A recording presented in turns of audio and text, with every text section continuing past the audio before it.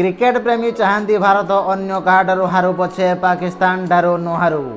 ठीक से ही भली पाकिस्तान क्रिकेट प्रेमी चाहती पाकिस्तान अन्य कहाठारू हारू पछे भारत निकटरू पराजित न हो। भारत और पाकिस्तान मैच सहित दुई देशर भावप्रवणता जड़ित थिबारु दुई देशर क्रिकेट प्रेमी पराजय सहजरे निजको ग्रहण कर पारि नथांती, जहाँ विश्वकप शनिवार अहमदाबाद नरेंद्र मोदी स्टेडियम रे खेला जाइथिबा भारत पाकिस्तान मैच रे देखा मिलता। दिनिकिया क्रिकेट विश्वकप रे पाकिस्तान विपक्ष में भारतर विजयी धारा अपरिवर्तित रही। भारत इतिहास को दोहराई।